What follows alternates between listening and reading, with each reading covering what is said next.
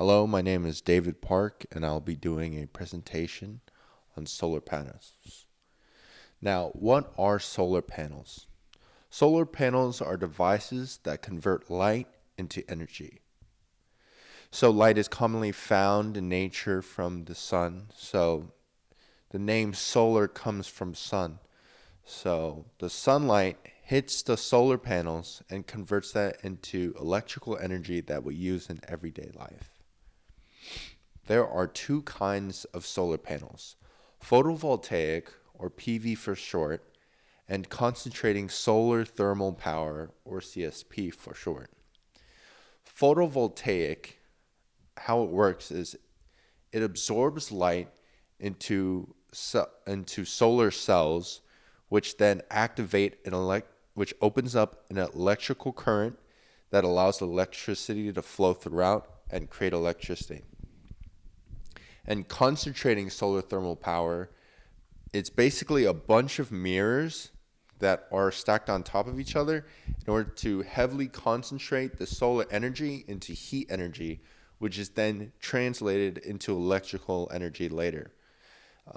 It's how it works is kind of like a magnifying glass, where if you ever hold a magnifying glass to certain items or flammable items, it'll set on fire because you're concentrating the solar energy into a concentrated beam of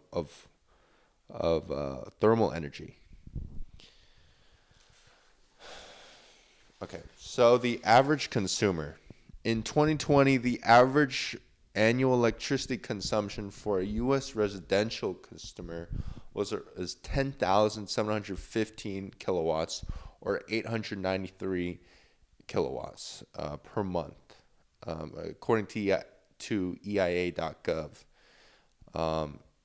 On average in the U.S., it costs around 13.99 cents per kilowatt.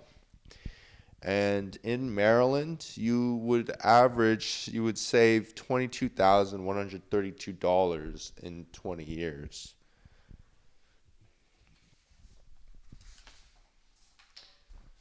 So, clean energy. Solar panels are clean energy. And what this means is that it doesn't affect the environment at all in a negative way. Solar panels have no waste. So basically, there's no runoff, there's no spillage.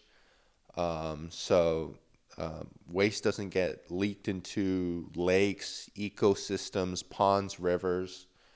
There are no wars fought over clean energy. I know there are a bunch of the Middle East is abundant in rich resources, and so there are a lot of wars fought over that. And clean energy is just created from the sun, which most countries have most of the time, except for like Alaska.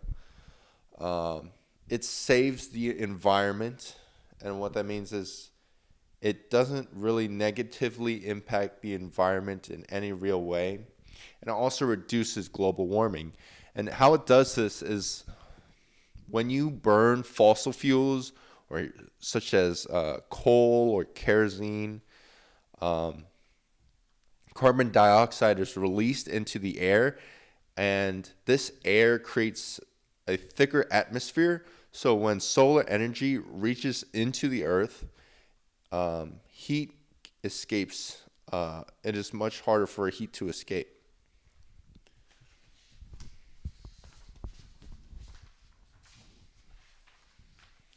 So the price, on average, the price for an average sized U.S. household, it costs around $12,000 according to Consumer Affairs.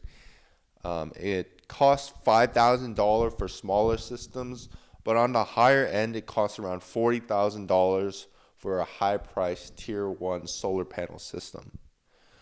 Although solar panels are very expensive, however, there's something called a solar tax credit, which is a clean energy incentive by the government.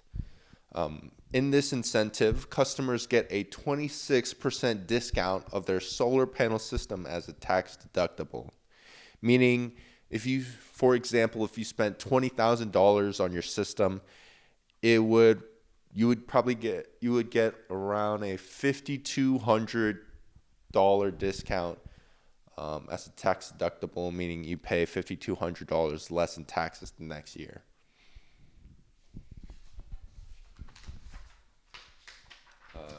Now, here's a video explaining the impacts. Oh, sorry, not the impacts, but rather why solar panels aren't widespread in the world already. Because they are very beneficial, but why are they not widespread?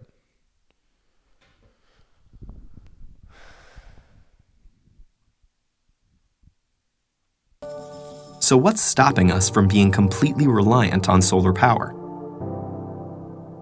There are political factors at play, not to mention businesses that lobby to maintain the status quo. But for now, let's focus on the physical and logistical challenges. And the most obvious of those is that solar energy is unevenly distributed across the planet. Some areas are sunnier than others. It's also inconsistent. Less solar energy is available on cloudy days or at night. So a total reliance would require efficient ways to get electricity from sunny spots to cloudy ones, and effective storage of energy.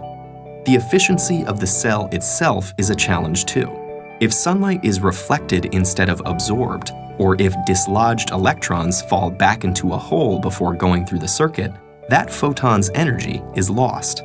The most efficient solar cell yet still only converts 46% of the available sunlight to electricity, and most commercial systems are currently 15 to 20% efficient. In spite of these limitations, it actually would be possible to power the entire world with today's solar technology. We'd need the funding to build the infrastructure and a good deal of space. Estimates range from tens to hundreds of thousands of square miles, which seems like a lot, but the Sahara Desert alone is over 3 million square miles in area. Meanwhile, solar cells are getting better, cheaper, and are competing with electricity from the grid. And innovations like floating solar farms may change the landscape entirely. Thought experiments aside, there's the fact that over 1 billion people don't have access to a reliable electric grid, especially in developing countries, many of which are sunny. So in places like that, solar energy is already much cheaper and safer than available alternatives like kerosene. For, say, Finland or Seattle, though, effective solar energy may still be a little way off.